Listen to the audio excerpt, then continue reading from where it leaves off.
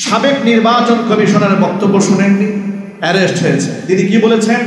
তিনি অপরাধ স্বীকার করে বলেছেন সর্বসেক্টরে যদি সংস্কার করা না হয় 1000 বছরে এই বাংলাদেশে সুষ্ঠু নির্বাচন করা সম্ভব না। কথা বুঝতে পেরেছেন? তাহলে নির্বাচন কমিশনার বলছে সংস্কার না হলে 1000 বছরে সুষ্ঠু নির্বাচন সম্ভব নয়। কারণ তিনি প্রধান ছিলেন, তিনি তো জানেন কত লাইনে চুরি হয়, ঠিক না? এই জন্য যারা তৎকালীন যুগে মানুষের অধিকারকে হরণ করেছেন, মানুষের হক নিয়ে ছিনিমিনি ফেলেছেন, তাদের একটা সঠিক বিচার এই মাটিতে হওয়া উচিত। প্রধান নির্বাচন কমিশনের সাথে সাথে ওই সময় দায়িত্বশীল প্রশাসনের যে সমস্ত ঊর্ধ্বতন কর্মকর্তারা অবৈধ নির্বাচনের মাধ্যমে এদেশের মানুষের ভাগ্য নিয়ে ছিনিমিনি খেলেছেন, মানুষের অধিকার হরণ করেছেন, মানুষকে কষ্ট দিয়েছেন, আঘাত করেছেন, গোটা দেশের মানুষকে দাসত্বের শৃঙ্খলে আবদ্ধ করে রেখে দিয়েছিলেন, তাদের একটা দৃষ্টান্তমূলক বিচার ব্যবস্থা দেশে হওয়া উচিত।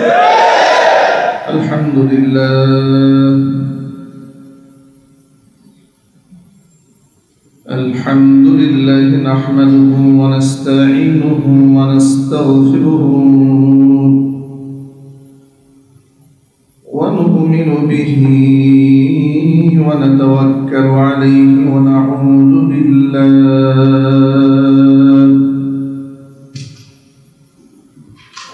না'উযু বিল্লাহি মিন শুরুরি আনফুসিনা ওয়া মিন সাইয়্যাতি আ'মালিনা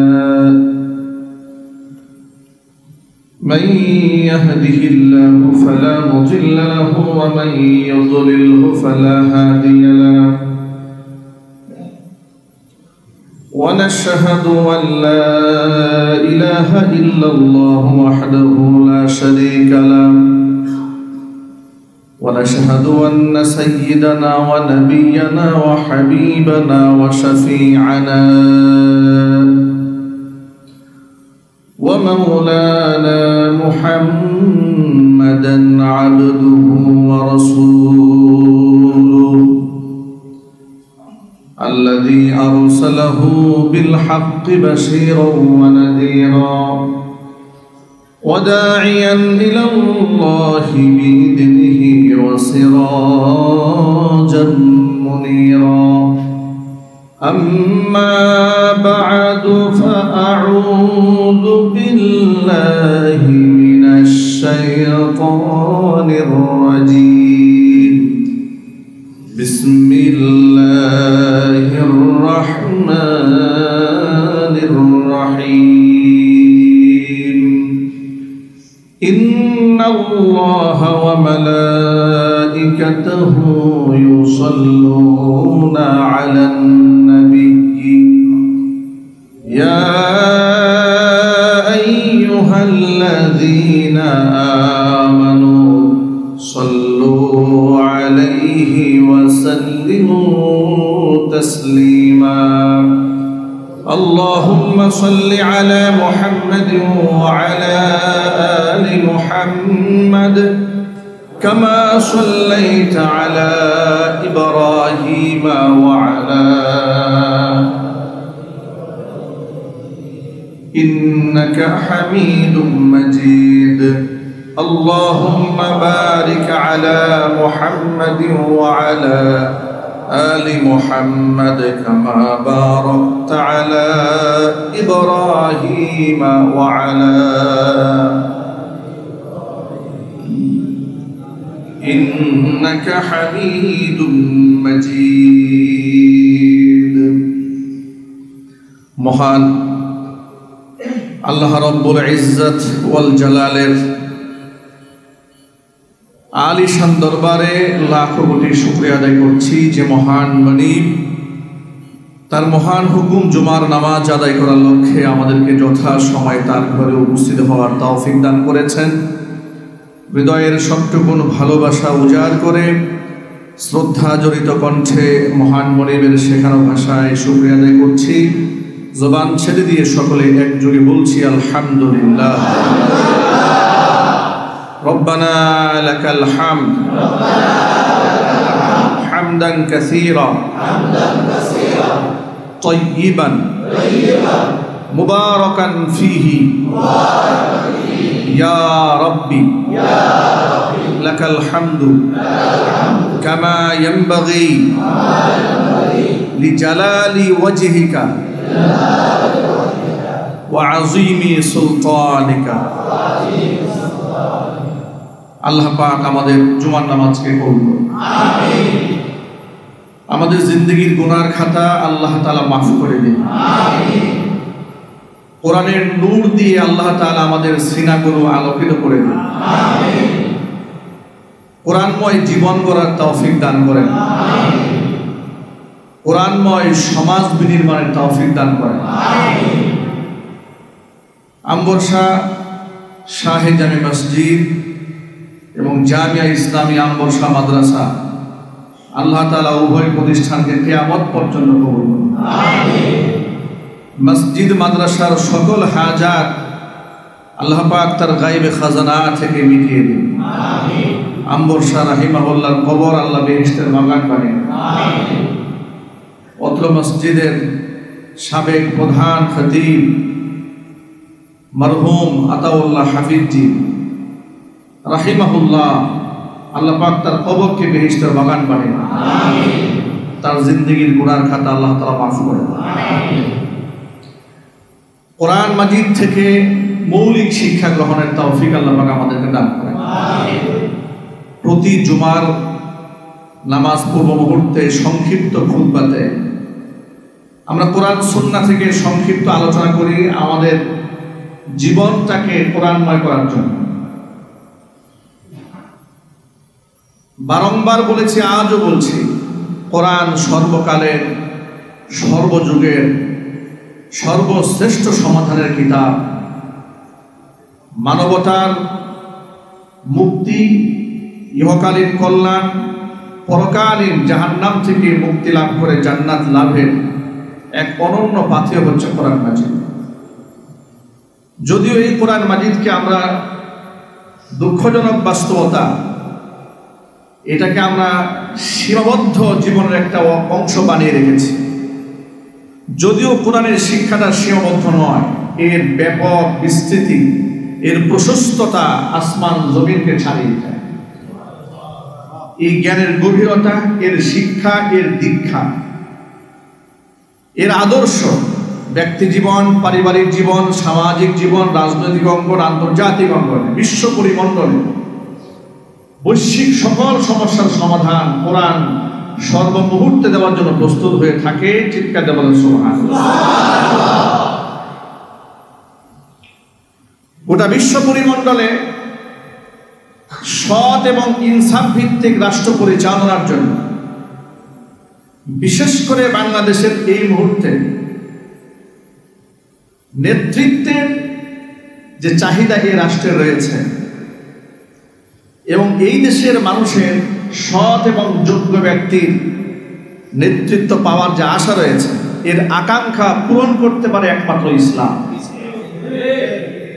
ঠিক কিনা বলেন? ইসলাম ছাড়া বিকল্প কোনো পদ্ধতিতে মাজলুম মানুষের আর্তনাদ শোনার কেউ নাই।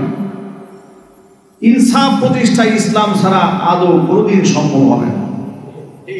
যুগ যুগ তার সাক্ষী দিয়েছে, আকাশ জমিন তার সাক্ষী, এনভায়রনমেন্ট তার সাক্ষী, বর্তমান বিশ্ব চরাচর তার সাক্ষী।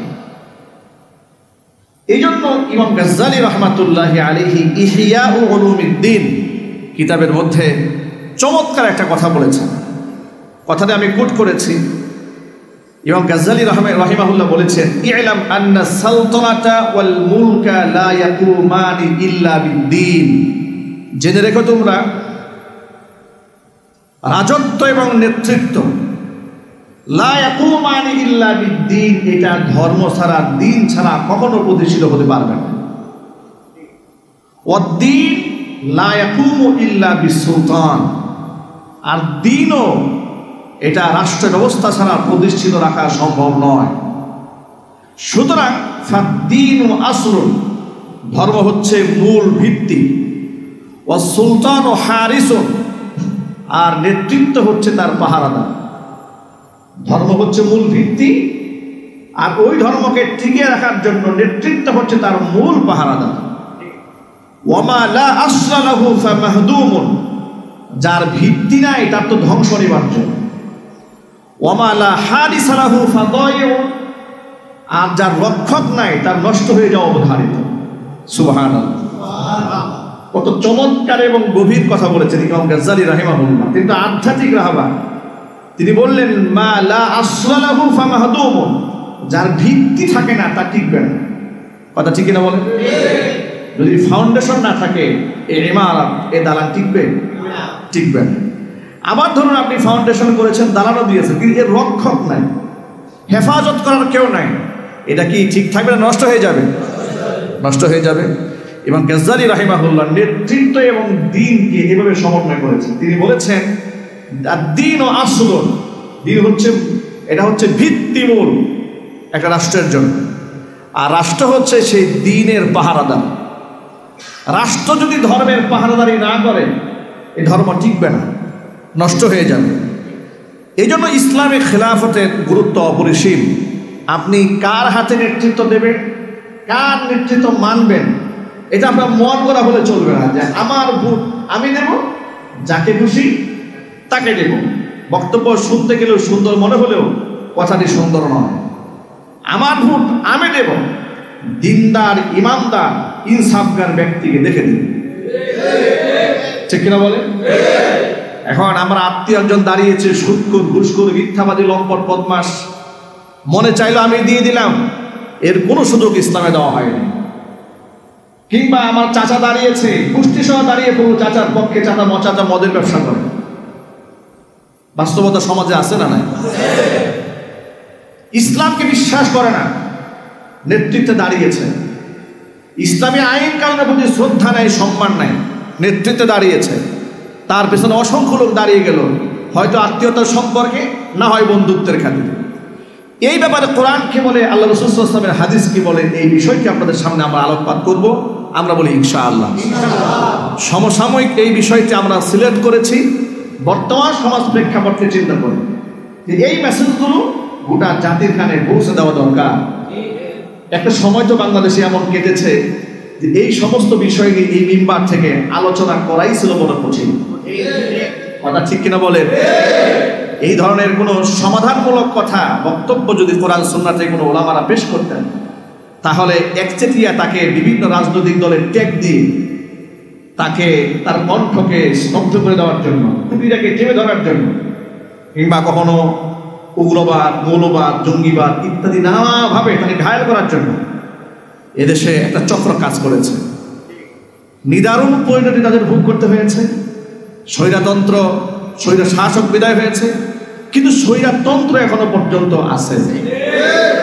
স্বৈরা শাসক বিদায় হয়েছে, কিন্তু স্বৈরতন্ত্র বিদায় হয়নি, আর এটা কোনদিন বিদায় হবে না ইসলাম ছাড়া, যা ইমাম গাজ্জালী রাহিমাহুল্লাহ বলেছে। এবার শুনুন আল্লাহ পাক এই ব্যাপারে কোরআন মাজিদ আল্লাহ পাক আমাদের কি নির্দেশ প্রদান করেছে। আল্লাহ রাব্বুল আলামিন বলেন, ইন্নাল্লাহা ইয়া'মুরুকুম আন তু'আদ্দুল আমানাতি ইলা আহলিহা ওয়া ইযা হাকামতুম বাইনান নাসি আন তাহকুমু বিল আদল ইন্নাল্লাহা নি'মা ইয়া'iযুকুম বিহি ইন্নাল্লাহা কানা সামিআন বাসীরা। সূরা নিসার 58 নম্বর আয়াত। আল্লাহ পাক বলছেন, ইন্নাল্লাহা, নিশ্চয় আল্লাহ, ইয়া'মুরুকুম, তোমাদেরকে আদেশ করেন, তোমাদেরকে নির্দেশ প্রদান করছেন, আন তু'আদ্দুল আমানাতি ইলা আহলিহা, তোমরা আমানতকে তার যোগ্য ব্যক্তির হাতে হস্তান্তর করবে। ওয়া ইযা হাকামতুম বাইনান নাস, যখন তোমরা মানুষের মধ্যে বিচার কার্য করবে, সালিশি করবে, ফয়সালা করবে, আন তাহকুমু বিল আদলি, ন্যায় পরায়ণতার সাথে তোমরা ফয়সালা করবে। পার্সিয়ালিটি করা যাবে না, স্বজনপ্রিয়তা দেখানো যাবে না, ইনসাফ ভিত্তিক বিচার কার্য পরিচালনা করতে হবে। এরপর আল্লাহ নিজে আবার বলছেন, ইন্নাল্লাহা নি'মা ইয়া'iযুকুম বি, আল্লাহ যে তোমাদের উপদেশ দিচ্ছেন সেটা কতই না উত্তম। ইন্নাল্লাহা কানা সামিআন বাসীরা, আল্লাহ পাক সর্বশ্রোতা, তিনি সব শুনতে পান, বাসীরা, তিনি সব দেখতে পান। আমরা যা করছি, আমরা যা বলছি, সব আল্লাহ শুনতে পান না? আল্লাহ পাক সব দেখতে পান না? আল্লাহ পাক দেখতে পান। সূরা নিসার এই 58 নম্বর আয়াতে আল্লাহ যে বললেন, ইন্নাল্লাহা ইয়া'মুরুকুম, নিশ্চয় আল্লাহ তোমাদেরকে হুকুম দিচ্ছেন, আন তুআদ্দুল আমানাতি ইলা আহলিহা, আমানতকে তার যোগ্য ব্যক্তির হাতে অবশ্যই তোমরা হস্তান্তর করবে। এটা ফরজ। এটা কি ফরজ? আরো জোরে বলতে হবে, এটা কি ফরজ? তাফসীরে কুরতুবী, তাফসীরে বাইজাবি, তাফসীরে জালালাইন সহ অসংখ্য তাফসীরে এই আমানতের ব্যাখ্যার মধ্যে সমব্যাখ্যা রয়েছে। আমানত বলতে কি বোঝানো হয়েছে? কোন আমানতকে আমরা যোগ্য ব্যক্তির হাতে আমরা হস্তান্তর করব? এখানে কথার আমানত, টাকা পয়সার আমানত, এমনকি অধিকাংশ মুফাসসিরিন কেরাম নেতৃত্বের আমানতের কথা উল্লেখ করেছে, যে নেতৃত্ব আপনি কার হাতে সুপর্দ করে দেবেন। তারা বলেছেন, আল্লাহ পাক এখানে হুকুম করেছেন ইনসাফগার ব্যক্তি, ন্যায়পরায়ণ শাসক, যার ঈমান, আখলাক, চরিত্র, আমানতদারিতা, শিষ্টাচার, মানুষের মধ্যে ইনসাফ প্রতিষ্ঠার যোগ্যতা যার মধ্যে আছে, এমনকি যার নিজের চরিত্র ভালো, তাকওয়াবান, মুমিন, মুসলমান এবং পুরুষ, অবশ্যই এই সমস্ত ব্যক্তিদের হাতে তোমাদের নেতৃত্বের ভার তুলে দিতে হবে। চিৎকার দিয়ে বলুন সুবহানাল্লাহ। নারীদের হাতে নেতৃত্ব তুলে দেওয়ার ন্যূনতম কোনো প্রকারের বৈধতা ইসলাম প্রদান করে। ইসলাম পুরুষের হাতে নেতৃত্ব প্রদানের নির্দেশ দিয়েছে। অবশ্যই সেই পুরুষ মুমিন এবং মুসলমান হতে হবে। গণতন্ত্রের বুলিয়া উড়িয়ে অমুসলিমকে শাসক বানিয়ে তার পিছনে নামাজি ব্যক্তিরা দৌড়াচ্ছে। দুঃখজনক বাস্তবতা, যেই ব্যক্তির মধ্যে পরকাল সম্পর্কে ঈমান নাই, আল্লাহর কাছে জবাবদিহিতার ভয় নাই, এমন ব্যক্তি সামাজিক ইনসাফ প্রতিষ্ঠা করবে, সৎ নেতৃত্ব দেবে, এই ধরনের চিন্তা করাটা এটা পাগলামি ছাড়া কি আর কিছু হতে পারে? অনুরূপভাবে যে লোকটা নামাজ পড়ে না, প্রতিদিন রবের 5 বার হুকুম লঙ্ঘন করে, কতবার? 5 বার। সীমা লঙ্ঘন তো 1000 বার করে। মৌলিকভাবে 5 বার সে শুধু লঙ্ঘন করে না, 5 বার সে কুফরি করে। 5 ওয়াক্ত নামাজ যে ব্যক্তি ছেড়ে দেয়, সে কতবার কুফরি করে রবের সাথে? 5 বার সে রবের সাথে কুফরি করে, প্রতিদিন 5 বার। যে লোক তার স্রষ্টার সাথে প্রতিদিন 5 বার কুফরি করে, সেই লোক তার অধীনস্থ ব্যক্তিদের সাথে ইনসাফ করবে, এর আশা আপনারা করেন কি করে? ঠিক কিনা জুড়ে বলেন? এই জন্য ইমাম গাজ্জালী রাহিমাহুল্লাহ বলেছেন যে রাষ্ট্র ছাড়া ধর্মের পাহারাদারি হবে না, আর ধর্ম ছাড়া রাষ্ট্র বিকল হয়ে যাবে, এটা ধ্বংস হয়ে যাবে। উভয় উভয়ের পরিপূরক। যার দরুন সাহাবায়ে কেরাম নেতৃত্বটাকে অত্যন্ত গুরুত্বের সাথে তারা সমাজের মধ্যে বাস্তবায়ন করেছেন, যোগ্য ব্যক্তির হাতে তারা নেতৃত্ব তুলে দিয়েছেন। মানুষ আবেগপ্রবণ, ভালোবাসার মধ্যে আটকে যায়, আবেগে আটকে যায়। ইসলাম মানুষকে হুকুম করেছেন তুআদ্দুল আমানাতি ইলা আহলিহা, ইনসাফগার ব্যক্তির হাতে তোমার নেতৃত্ব তুলে দেবে। ইনসাফ প্রতিষ্ঠা কাকে বলে একটু লক্ষ্য করেন। ওমর রাদিয়াল্লাহু তাআলা আনহু শুনতে পেলেন তার ছেলে আব্দুর রহমান ইবনে ওমর মিশরে তিনি মদ্যপান করেছেন। এই সংবাদ তার কানে আসা মাত্র হযরত ওমর রাদিয়াল্লাহু তাআলা আনহু মিশরের দায়িত্বশীল গভর্নর আমর ইবনুল আস রাদিয়াল্লাহু তাআলা আনহুর কাছে চিঠি লিখলেন, আমার ছেলে আব্দুর রহমান মদ পান করেছে, যদি এটা প্রমাণিত হয় শরীয়তের হদ তার উপর কায়েম করা হোক। শরীয়তের হদ কি? হদ হচ্ছে তাকে 80টা ব্যত্যাঘাত করা হবে, সজোরে সজোরে 80টা ব্যত্যাঘাত করা হবে। এই শাস্তি কার্যকর করা হবে আমার ছেলের উপরে যদি তা প্রমাণিত হয়। কোন কোন বর্ণনার মধ্যে এসেছে সেই হদ ওমর রাদিয়াল্লাহু তাআলা নিজের সামনে হয়েছে। কোন কোন বর্ণনার মধ্যে পাওয়া যায় যিনি শাস্তি প্রদান করছিলেন তিনি একটু আস্তে আঘাত করছিলেন, বিদায় তার হাত থেকে লাঠিটা উঠাই নিয়ে হযরত ওমর এত জোরে নিজের ছেলের উপর আঘাত করেছিলেন যে আঘাতে তার সন্তানের মৃত্যু হয়েছিল। আপনি একটু আন্দাজ করতে পারেন হযরত ওমর সম্পর্কে আল্লাহর নবী সাল্লাল্লাহু আলাইহি ওয়াসাল্লাম বলেছেন, যে পথে উমর হাঁটে সেই পথে শয়তান হাঁটতেও সাহস পায় না। ইসলামী নেতৃত্ব, ইসলামের লিডারশিপ, এটা অত্যন্ত গুরুত্বপূর্ণ। যার দরুন 60 শ্রেণীর মানুষ যাদেরকে আল্লাহ আরশের ছায়াতলে স্থান দেবেন, এই 60 শ্রেণীর কথা বলতে গিয়ে নবী করিম সাল্লাল্লাহু আলাইহি ওয়াসাল্লাম সবার আগে ন্যায়পরায়ণ শাসকের কথা বলেছেন। জোরে বলেন আল্লাহু আকবার। একদিক থেকে শাসক যদি জালেম হয় তার শাস্তি যেমন মারাত্মক, শাসক যদি ইনসাফগার হয় তাহলে তার পুরস্কারটাও মস্ত বড়। আল্লাহ নবী সাল্লাল্লাহু আলাইহি ওয়াসাল্লাম বলেছেন, হযরত আবু হুরায়রা রাদিয়াল্লাহু তাআলা আনহু হাদিসের রাবী, তিনি বলেছেন, আন আবি হুরায়রা রাদিয়াল্লাহু তাআলা আনহু আন্নাহু ক্বাল ক্বালা রাসূলুল্লাহ সাল্লাল্লাহু আলাইহি ওয়াসাল্লাম সাবআতুন ইউযিল্লুহুমুল্লাহু ফি যিল্লিহি ইয়াওমা লা যিল্লা ইল্লা যিল্লু ইমামুন আদিলুন ওয়া শাবুন নাশাআ ফি ইবাদাতিল্লাহ ওয়া রাজুলুন কলবুহু মুআল্লাকুন ফিল মাসাজিদি ইলা আখিরিল হাদিস। আবু হুরায়রা রাদিয়াল্লাহু তাআলা বলেছেন, যেদিন আল্লাহর আরশের ছায়া ছাড়া আর কোনো ছায়া থাকবে না, সেদিন আল্লাহ তাআলা সবার আগে ইনসাফগার আদে ন্যায়পরায়ণ শাসককে তার আরশের ছায়াতলে স্থান করে দেবেন। সুবহানাল্লাহ, চিৎকার দিয়ে বলেন সুবহানাল্লাহ। সুতরাং শাসক নির্বাচনের সময় সে লোকটা নামাজি কিনা, পরহেজগার কিনা, তাকওয়াবান কিনা, সেটা আমাদেরকে দেখতে হবে। স্বৈরা শাসকের বিদায় হয়েছে, স্বৈরাতন্ত্রের বিদায় হয়নি। কথাটা কেন বলেছি? স্বৈরা শাসকের সময় আমরা দেখেছি দাড়ি, টুপি, সুন্নাহকে প্রকাশ্য দিবালোকে লাঞ্ছিত, অপমানিত করা হয়েছে, ঠিক কিনা? ইসলামিক কৃষ্টি কালচারটাকে জঙ্গিবাদের কালচার হিসেবে আখ্যা দেওয়া হয়েছে। বুরকা পরিহিতা নারীদেরকে জঙ্গি বানিয়ে নাটক সাজানো হয়েছে। দাড়ি টুপিওয়ালা মানুষগুলাকে রাষ্ট্রের চোখে অপরাধী সাব্যস্ত করার জন্য বিভিন্ন মিডিয়াকে লেলিয়ে দেওয়া হয়েছে। জুলাই আগস্টের বিপ্লবে রাষ্ট্র স্বাধীন হওয়ার পরে কিছুদিন আগে আমরা দেখেছি কোনো এক দলের নেতৃত্বের প্রভাবে দাড়ি ধরে এক দোকানদারকে এক চাঁদাবাজ পিটাচ্ছে।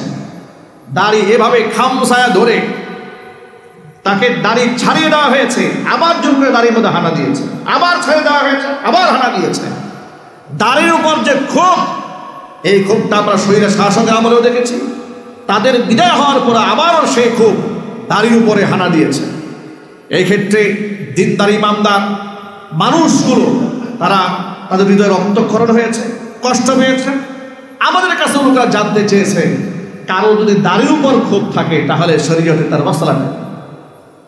সকল ভাইদেরকে বলি, ইসলামের শরীয়তে কোনো বিধানকে নিয়ে আপনি তামাশা করতে পারবেন না, তুচ্ছ তাচ্ছিল্য করতে পারবেন না, ব্যঙ্গ বিদ্রুপ করতে পারবেন না, উপহাস করতে পারবেন না। যদি ইসলামের কোনো বিধানকে যদি আপনি তামাশা করেন, সেটা আদনা থেকে আদনা হোক, ছোট থেকে ছোট হোক না কেন, তামাশা যদি করেন আল্লাহর কসম আপনার ঈমান চলে যাবে, আপনি কাফের হয়ে যাবে। আর যদি তামাশা না করে রাগের বশত একটা অন্যায় করে ফেলেছেন তাহলে গুনাহে কবিরা হবে, তওবা জরুরি হয়ে যাবে। যে লোকটা দাড়ির উপর আঘাত করেছেন, বারংবার দেখেছি দাড়ি ছেড়ে দিচ্ছে, আবার দাড়ির উপরে হানা দিচ্ছে। দাড়ির উপরে যাদের এত ক্ষোভ, মনে রাখবেন তারা অনেকেই মনে মনে ভাবেন আমরা অলরেডি নেতৃত্বে চলেই যাচ্ছে কিংবা নেতৃত্বে আসি।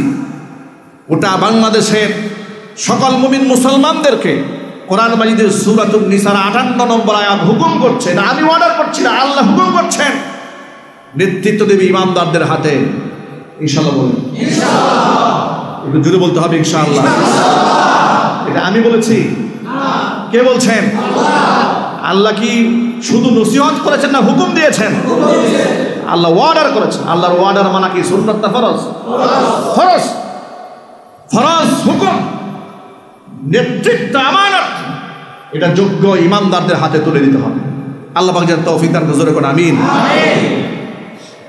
সৎ নেতৃত্ব কাকে বলেন? আল্লাহ পাক বলছেন, ওয়া ইযা হাকামতুম বাইনান নাসি আন তাহকুমু বিল আদলি অবশ্যই তোমরা মানুষের মধ্যে যখন বিচার কার্য পরিচালনা করতে যাবে, ইনসাফ ভিত্তিক বিচার কার্য পরিচালনা করবে। উজ্জ্বল একটা দৃষ্টান্ত লক্ষ্য করেন।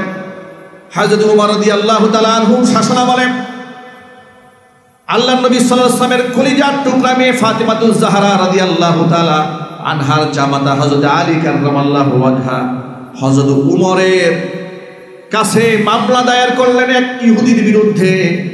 হযরত আলী বললেন, দেখুন, যুদ্ধের মধ্যে যে বর্মটা করে আমি যুদ্ধ করি, জিহাদ করি, ওই বর্মটা চুরি হয়ে গেছে, এক ইহুদির কাছে সেই বর্মটা পাওয়া গেছে। হযরত আলী কাররামাল্লাহু ওয়াজহা বিচার দেওয়ার পরে ওমর রাদিয়াল্লাহু তাআলা আনহু তাকে ডাকলেন, ইহুদিকে ডাকলেন, হযরত আলীকে ডাকলেন। উভয় দাঁড়িয়েছে বাদী বিবাদ।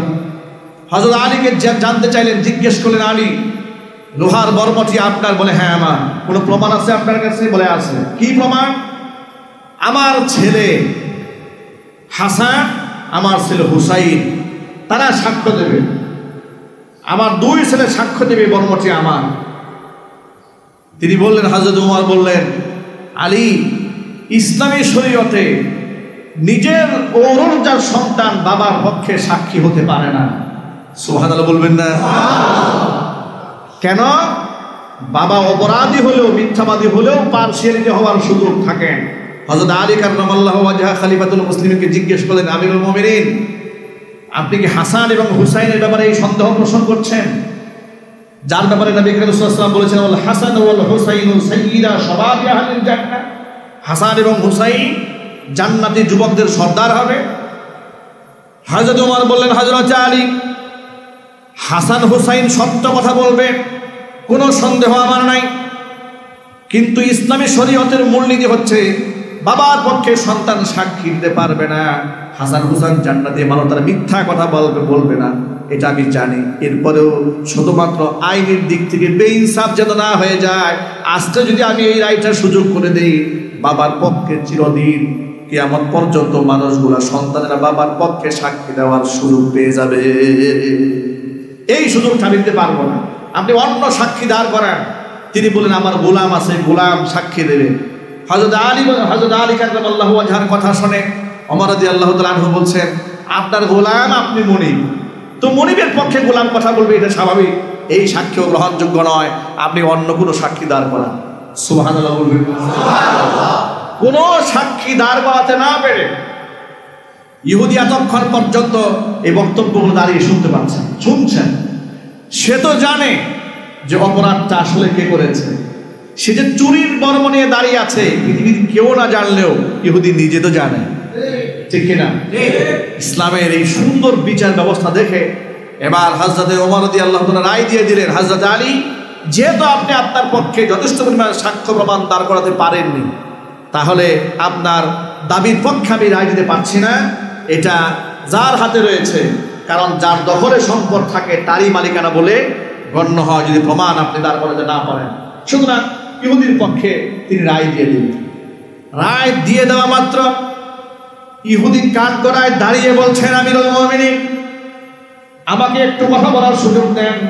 এবার তাকে কথা বলার সুযোগ দিয়ে দেওয়া হলো। তিনি বললেন, খলিফা, আমি আশ্চর্য হয়েছি, কেমন জীবন ব্যবস্থা, এ কেমন বিচার ব্যবস্থা। আহলে বাইতের সদস্য আমার বিরুদ্ধে মামলা দায়ের করছে, তার পক্ষে রায় গেল না, আমি একজন অমুসলিম, আমার পক্ষে রায় চলে এসেছে। আল্লাহর কসম করে বলি, বর্মটা আমার নয়, বর্মটা হযরত আলী।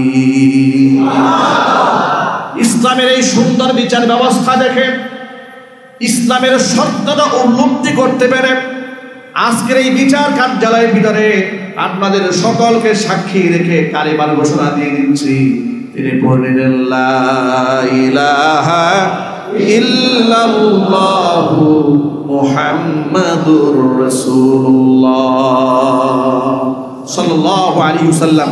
প্রিয় ভাইরা, আল্লাহ বলছেন, ওয়া ইযা হাকামতুম বাইনান নাসি আন তাহকুমু বিল আদল, যখন তোমরা মানুষের মধ্যে বিচার কার্য পরিচালনা করতে যাবে, ইনসাফ ভিত্তিক বিচার করবে। সুবহানাল্লাহ বলবেন না? সুবহানাল্লাহ। এটা তো তাদের দ্বারাই সম্ভব যাদের আল্লাহর কাছে জবাবদিহিতার ভয় আছে, ঠিক কিনা বলেন? যে ব্যক্তি আল্লাহকে বিশ্বাস করে, পরকালকে বিশ্বাস করে, এই বিশ্বাস যার অন্তরে নাই সেই ব্যক্তির কাছ থেকে ইনসাফ আশা করা যায় না। আরো চিৎকার দিয়ে বলেন আশা করা যায়। এই জন্য সময় ইমানদার নেতৃত্ব আনার জন্য চেষ্টা করতে হবে, তা না হলে ঘুষ, দুর্নীতি, স্বজনপ্রিয়তা কিয়ামত পর্যন্ত দূর হবে না। এই যে আপনারা গতকালকে আমাদের সাবেক নির্বাচন কমিশনারের বক্তব্য শুনেননি, অ্যারেস্ট হয়েছে। তিনি কি বলেছেন? তিনি অপরাধ স্বীকার করে বলেছেন সর্বসেক্টরে যদি সংস্কার করা না হয় 1000 বছরে এই বাংলাদেশে সুষ্ঠু নির্বাচন করা সম্ভব না। কথা বুঝতে পেরেছেন? তাহলে নির্বাচন কমিশনার বলছে সংস্কার না হলে 1000 বছরে সুষ্ঠু নির্বাচন সম্ভব নয়। কারণ তিনি প্রধান ছিলেন, তিনি তো জানেন কত লাইনে চুরি হয়, ঠিক না? এই জন্য যারা তৎকালীন যুগে মানুষের অধিকারকে হরণ করেছেন, মানুষের হক নিয়ে ছিনিমিনি ফেলেছেন, তাদের একটা সঠিক বিচার এই মাটিতে হওয়া উচিত। প্রধান নির্বাচন কমিশনের সাথে সাথে ওই সময় দায়িত্বশীল প্রশাসনের যে সমস্ত ঊর্ধ্বতন কর্মকর্তারা অবৈধ নির্বাচনের মাধ্যমে এদেশের মানুষের ভাগ্য নিয়ে ছিনিমিনি খেলেছেন, মানুষের অধিকার হরণ করেছেন, মানুষকে কষ্ট দিয়েছেন, আঘাত করেছেন, গোটা দেশের মানুষকে দাসত্বের শৃঙ্খলে আবদ্ধ করে রেখে দিয়েছিলেন, তাদের একটা দৃষ্টান্তমূলক বিচার ব্যবস্থা দেশে হওয়া উচিত। আর এটা তখনই হবে যখন আপনি ইনসাফগার ব্যক্তির হাতে ফয়সালা করার দায়িত্ব দেবেন। যদি চোরে চোরে মাস্তাতো ভাই হয়ে যায় তাহলে কি বিচার হবে? না, বিচার হবে না, আবার প্রহসন হবে, আবার এই দেশের মানুষ জুলমের শিকার হবে। আমি বর্তমান প্রেক্ষাপটে আপনাদের কাছে এই মেসেজটা পৌঁছে দেওয়ার জন্যই মূলত আজকে আয়াতটি আপনাদের সামনে তেলাওয়াত করেছি এবং এই বিষয়ে কথাবার্তা বলছি। যেহেতু একজন দিনের দায়ী হিসেবে, আলেম হিসেবে, রাহবার হিসেবে এটা আমার উপর অর্পিত দায়িত্ব এই হক কথাগুলো আপনাদের কান পর্যন্ত পৌঁছে দেওয়া। যদি পৌঁছে না দেয় কাল কিয়ামতের ময়দানে আমাকেও আসামির কাঠগড়ায় দাঁড়িয়ে কেন দাঁড়াতে হবে শোনেন।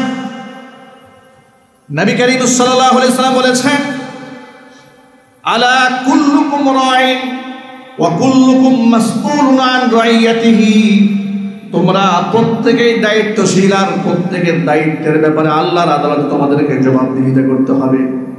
আল ইমামু রাইন ওয়াল মাসউলু আন রাইয়াতিহি, স্পষ্ট করে হাদিসের মধ্যে এসেছে আল ইমামু রাইন, ইমাম দায়িত্বশীল, ইমামকে তার দায়িত্বের ব্যাপারে আল্লাহর আদালতে জবাবদিহিতা করতে হবে।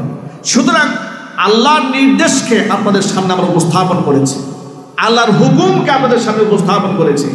এবার আপনার নেতৃত্বের আমানতটাকে আপনি কার হাতে সুপর্দ করবেন সেটা আপনি আপনার বিবেককে প্রশ্ন করুন।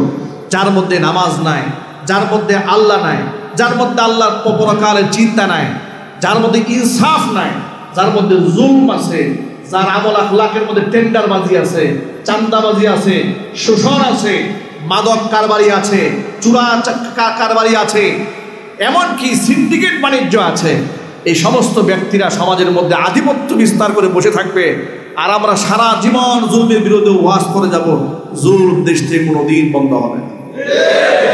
ঠিক না জুলে বলেন? কোনোদিন এটা বন্ধ হবে না। এই জন্য আমানতকে যোগ্য স্থানে নিয়ে যেতে হবে। আল্লাহ পাক যেন তৌফিক দান করে। নবী করিম সাল্লাল্লাহু আলাইহি ওয়াসাল্লামের একটা হাদিস আপনাদেরকে স্মরণ করিয়ে দিচ্ছি, আগেও বলেছে আজও বলছি। আল্লাহ নবী সাল্লাল্লাহু আলাইহি ওয়াসাল্লাম বলেছেন, ইন্নাকুম লাতুহরাসুনাল ইমারা ওয়া সাতাকুনু নাদামাতান ইয়াওমাল কিয়ামা, এই পৃথিবীতে তোমাদের মধ্যে নেতৃত্বের লোক চলে আসবে, অসংখ্য লোকের নেতা হতে চাইবে, কিন্তু মনে রাখবে দুনিয়ার নেতৃত্ব পরকালে বড় আফসোস এবং পরিতাপের কারণ হয়ে দাঁড়াবে। যাদের মধ্যে ইনসাফ নাই, নামাজ নাই, রোজা নাই, আল্লাহ নাই, পরকাল নাই, দিন নাই, আখলাক নাই, চরিত্র নাই, নাইট ক্লাবে যায়, মদের বারে যায়, মদের বার পরিচালনা করছে, এরকম নেতা নাই বাংলাদেশে? লাঠিয়াল বাহিনী, গুন্ডা বাহিনী পরিচালনা করছে, নাই এরকম?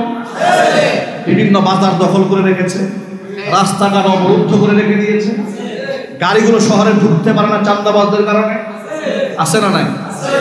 এরকম লোক যদি লিডার হয় তাহলে এই দেশে জুলম, শোষণ বন্ধ হবে? রক্ষক যখন ভক্ষক হয় চোরাচালানি বন্ধ হবে? বন্ধ হবে না। এটা তখনই বন্ধ হবে আন তুআদ্দুল আমানাতি ইলা আহলিহা, যখন তোমরা সব এবং যোগ্য ব্যক্তির হাতে নেতৃত্বটাকে আমানতের এই নেতৃত্বের আমানতকে পৌঁছে দিতে পারবে, তখন অবশ্যই তোমাদের মনে রাখতে হবে। দেখুন, কয়েকটা গুণ আমাদের মধ্যে থাকতে হবে। নেতৃত্বের জন্য ইসলামী শরিয়াতে যে সমস্ত গুণাবলী থাকা দরকার সেগুলো আপনাদের সামনে রাখতে হবে, তাহলে বুঝতে পারবেন আসলে হকদারকে। ফুকাহায়ে কেরাম বলেছেন, 1 নাম্বার হচ্ছে ইসলামী বিশ্বাস এবং তাকওয়া। যিনি লিডার হবেন, নেতা হবেন, অমুসলিম হওয়ার কোনো সুযোগ নাই। তাকে অবশ্যই মুসলিম হতে হবে, আল্লাহভীরু হতে হবে এবং সুন্নতের পাবন্দ হতে হবে। হালাল হারাম, জায়েজ নাজায়েজ, কবিরা গুনাহ থেকে তাকে বাঁচতে হবে। আখলাক এবং চরিত্রের পরীক্ষায় উত্তীর্ণ হতে হবে। চারিত্রিক অবক্ষয় যদি কোনো লিডারের থাকে, সেই ব্যক্তি নেতৃত্বের যোগ্যতা হারিয়ে ফেলবে। বুদ্ধিমত্তা এবং নেতৃত্বের দক্ষতা, বিচক্ষণ ইন্টেলিজেন্ট হতে হবে না। বেউকুফ কিন্তু ইমানদার নেতা হতে পারবে না। এরকম লোক আছে সমাজে, খুব নামাজি কিন্তু একদম অসচেতন সমাজ সম্পর্কে, এমন ব্যক্তিও নেতা হতে পারবে না। বিচক্ষণতার সাথে, দূরদর্শিতার সাথে সিদ্ধান্ত গ্রহণ করতে হবে। বিচক্ষণতার সাথে এবং সাথে সাথে তাকে জ্ঞান থাকতে হবে। রাষ্ট্র পরিচালনার, শরীয়তের বৈধ অবৈধ ইনসাফ সম্পর্কে হালাল হারামের জ্ঞান তার মধ্যে থাকতে হবে। 5 নাম্বার, শক্তি এবং সাহসিকতা থাকতে হবে। শক্তি এবং সাহসিকতা যদি থাকে, বিজয় আল্লাহ পাক কেমনে দান করেন, ইরানের দিকে তাকিয়ে দেখেছেন না আপনারা? পৃথিবীর পরাশক্তি রাষ্ট্র, পুরা পৃথিবীবাসী তাকিয়ে থাকলে মনে হয় ইরান পরাজিত হয়ে যাবে, পরাজিত হয়ে যাবে। আজকে পত্রিকায় পেলাম ডোনাল্ড ট্রাম্প শুধু ইরানের খামির প্রশংসা করেননি, তার সাহসিকতার প্রশংসা করে তাকে 30 বিলিয়ন মার্কিন ডলার দেওয়ার প্রস্তাবনা পেশ করেছে। ভাবা যায়, কথা আছে না, শক্তির ভক্ত নরমের জন। তারা যদি পরমাণু কর্মসূচি থেকে পিছিয়ে আসতেন পশ্চিমাদের কথায়, তাহলে তার অবস্থা, খামেনির অবস্থা গাদ্দাফির মতো হতো। ঠিক কিনা যেটা বলেন? গাদ্দাফির যে অবস্থা হয়েছে, খামেনির অবস্থা তাই হতো। কিন্তু তারা আল্লাহর উপর তাওয়াক্কুল করে ইমানি বলিয়ান হয়ে কাফের বেঈমানদের রক্ত চক্ষুকে উপেক্ষা করে চোখে চোখ রেখে সিদ্ধান্ত গ্রহণ করেছে, অবিচল থেকেছে। আল্লাহ তাআলা তাদেরকে বিজয় দান করেছেন। কাফেররা শুধু পরাজিতই হন নাই, নমনীয় হয়েছেন। এমনকি নমনীয় হয়ে উল্টা তাদেরকে কেনার জন্য চেষ্টা করছেন। চিৎকার দেন সুবহানাল্লাহ। এই জন্য আপনাদেরকে নেতৃত্ব যার মধ্যে থাকবে, অবশ্যই তার মধ্যে শক্তি এবং সাহসিকতা, এটা যদি না থাকে তাহলে তিনি ইসলামের শরীয়তে নেতৃত্বের যোগ্যতা হারিয়ে ফেলবেন। এবং অবশ্যই তাকে পুরুষ হতে হবে। রাষ্ট্রের মূল অবকাঠামোর দায়িত্বে নারী হওয়ার কোনো সুযোগ ইসলামে আছে নাকি? আরো যদি বলতে হবে আছে। এই কথা বললে অনেকে কষ্ট পেতে পারেন। আমি আলেম হিসেবে দায়িত্ব হচ্ছে আপনার কান পর্যন্ত আওয়াজ পৌঁছানো, ঠিক কিনা? সিদ্ধান্ত নেওয়ার দায়িত্ব আপনার। অধিকাংশ ফিক এবং রাষ্ট্রের প্রধান, নেতা এবং খলিফা এবং পুরুষ হবেন, কিন্তু অন্যান্য প্রশাসনিক দায়িত্ব, রাষ্ট্রের যে কত দায়িত্ব থাকে না, উপজেলা নির্বাহী কর্মকর্তা, টিএনও, ইউনো ইত্যাদি, কিংবা মাদ্রাসার প্রিন্সিপাল, টিচার, এক্ষেত্রে নারী হতে পারবে, অসুবিধা না। বিভিন্ন সেক্টর প্রধান নারী হলে অসুবিধা নেই। রাষ্ট্রপ্রধান, গুরুত্বপূর্ণ সাবজেক্ট, এক্ষেত্রে অবশ্যই পুরুষ হওয়া জরুরি। চিল্লাকর সুবহানাল্লাহ। কথাটা মনে থাকবে ইনশাআল্লাহ। এবং তাকে মুক্ত স্বাধীন হতে হবে। তিনি যেন এমন কথা বলতে না পারেন যে আমার তো কিছু করার নাই, আমি বাধ্য হয়ে হুজুরদের কোমরের মধ্যে গামছা লাগাইছি। কথা বুঝে নেই মনে হয়। আপনাদেরকে একটি ইতিহাস শোনায়। 2021 সালে নরেন্দ্র মোদী, পৃথিবীর কুখ্যাত সন্ত্রাসী, এই খুনিকে বাংলাদেশে যখন সংবর্ধনা দেওয়ার প্রস্তুতি চলছিল, ওলামায়ে কেরাম প্রতিবাদ জানালেন। সেই প্রতিবাদের মুখে 2600 আলেমের নামে মিথ্যা মামলা দেওয়া হলো। বিভিন্ন আলেমদেরকে মসজিদ থেকে বের করে দেওয়া হলো। যাদেরকে মসজিদ থেকে বের করে দেওয়া হয়েছে তাদের মধ্যে আমি ছিলাম একজন। আমাকে বোটবাজার কেন্দ্রীয় মসজিদ থেকে প্রশাসনিক চাপ দিয়ে জুমা পড়াতে নিষিদ্ধ করে দেওয়া হলো। অপরাধ, আমি নরেন্দ্র মোদীর বিরুদ্ধে বক্তব্য দিয়েছি। যাই হোক, ইতিহাস অনেক লম্বা, সেটা বোঝাতে চাই না। এই বিষয় নিয়ে দেশের শীর্ষস্থানীয় ওলামায়ে কেরাম প্রাইম মিনিস্টারের সাথে একদিন বৈঠকে বসেছিলেন। ঘনিষ্ঠ সূত্রে জানতে পারলাম, এক পর্যায়ে প্রথম প্রশ্নে স্বরাষ্ট্রমন্ত্রী বললেন যে এই হুজুরদের ব্যাপারে আমার কিছু করার নাই, এটা পিএম বুঝবেন। পিএম এর সাথে বসা হলো। পিএম বললেন যে আমারও তো কিছু রেস্ট্রিকশন আছে, আমি তো সব চাইলেই করতে পারি না। এদের বোঝা গেল তারা ভীতু এবং কাপুরুষ, সিদ্ধান্ত গ্রহণ করতে পারে না। এই জন্য নেতৃত্ব যিনি দেবেন তিনি ভীতু হতে পারবেন না, কাপুরুষ হতে পারবেন না, তাকে অবশ্যই বীর পুরুষ হতে হবে। তাকে সঠিক সিদ্ধান্ত আসতে গেলে তাকে সাহসী হতে হবে। এগুলো হচ্ছে ইসলামী শরিয়াতে তাকে নেতৃত্বের গুণ তার মধ্যে থাকতে হবে। 8 নম্বর হচ্ছে কোরআন হাদিসের অনুসরণ এবং সূরা গ্রহণের মানসিকতা। এরকম যদি না হয় যে নেতা নামাজ পড়ে, রোজা রাখে, হজ করে, যাকাত দেয়, ইনসাফ সব আছে, কিন্তু একক সিদ্ধান্ত গ্রহণ করে, কারো পরামর্শ নেয় না, তাহলে সেই নেতৃত্ব মানা যাবে না। তিনি সূরা সদস্যদের পরামর্শ বৈঠকে মানুষের সিদ্ধান্ত শোনার, গ্রহণ করার মানসিকতা তার মধ্যে থাকতে হবে। আপনাদেরকে বোঝাবার জন্য বলি, আপনারা বলুন তো, নবী করিম সাল্লাল্লাহু আলাইহি ওয়াসাল্লামের কোন সিদ্ধান্তে কি ভুল হওয়ার সম্ভাবনা ছিল? আরো জোরে বলতে হবে। যে নবীর সিদ্ধান্তে ভুল হওয়ার কোনো সম্ভাবনা নাই, যিনি ওহী দ্বারা পরিচালিত, মুখের কথা স্লিপ অফ টাং হওয়ার সুযোগ নাই। কোরআন বলেছে ওয়ামা ইয়ানতিকু আনিল হাওয়া ইন হুয়া ইল্লা ওয়াহয়ু ইউহা। মুখ থেকে যা বলেন আমি ওহী দ্বারা যা বুঝাই দেই সেটাই বলেন, মন গড়া কিছুই বলেন না। আল্লাহ রাব্বুল আলামিন কোরআন দ্বারা স্বীকৃতি প্রদান করে দিলেন, নবীজির মুখ থেকে ভুল একটা কথাও বের হয় না। সেই নবীজি সাল্লাল্লাহু আলাইহি ওয়াসাল্লামকে আল্লাহ পাক বললেন, ও আমার হাবিব ওয়াশাবিরহুম ফিল আমর, আপনি যখন কোনো সিদ্ধান্ত নিতে যাবেন একক সিদ্ধান্ত গ্রহণ করবেন না, আপনি আপনার সাহাবীদের সাথে পরামর্শ করুন। সুবহান। আচ্ছা ভাইরা, রাসূলের তো সাহাবীদের সাথে পরামর্শ করার প্রয়োজনই নাই। জিবরাইল বলে দিচ্ছে, আল্লাহ বলে দিচ্ছেন, এখানে পাবলিকের কাছে কি জানতে হবে?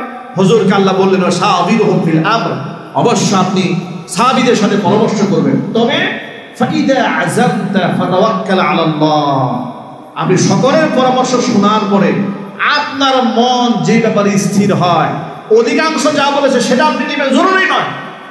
এমন হতে পারে 100 জনের মধ্যে 90 জন এক কথা বলেছে, আর সেটা শুনে আপনি সিদ্ধান্ত নেবেন না। আপনার মন যা বলে আপনি আমার উপর তাওয়াক্কুল করে সেই সিদ্ধান্ত গ্রহণ করবেন, এবং সেটা হবে সঠিক সিদ্ধান্ত। চিল্লাবেন আল্লাহু আকবার। আমি শুধু এই উপমা দিয়ে আপনাদেরকে বোঝাতে চেয়েছি যে রাসূলের ভুল হওয়ার কোনো সুযোগ নাই, তাকে আল্লাহ পাক পরামর্শ ভিত্তিক রাষ্ট্র পরিচালনা করার জন্য হুকুম করেছেন।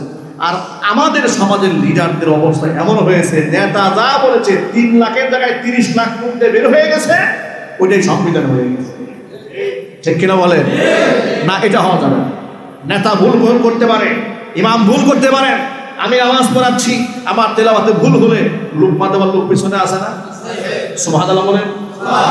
ইসলাম তো প্রতিনিয়ত শিখাচ্ছে ইমাম ভুল করতে পারে, লুকমা দেওয়ারও সুযোগ আছে। ইমাম যদি লুকমা গ্রহণ করে তাহলে তো যোগ্য ইমাম। ইমাম যদি লুকমা গ্রহণ না করে এই অহংকার নিয়ে দাঁড়িয়ে থাকেন, বেটা সাহস কত? আমি ইমাম, আমি ভুল করেছি, আমার পেছনে তুমি কথা বললে কেন, আওয়াজ তুললে কেন? এই যদি তার মানসিকতা হয়, ওই ইমামের পিছনে কি আর নামাজ পড়া যাবে?